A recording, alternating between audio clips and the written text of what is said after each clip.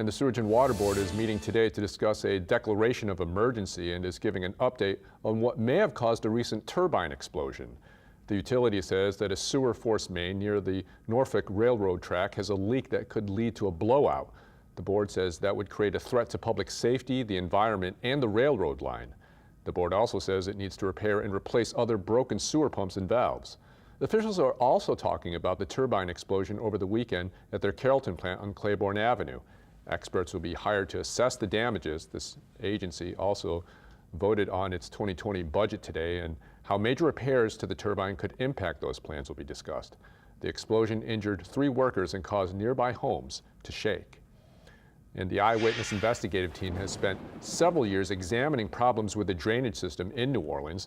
To get caught up on our series Down the Drain, go to our app or to WWLTV.com.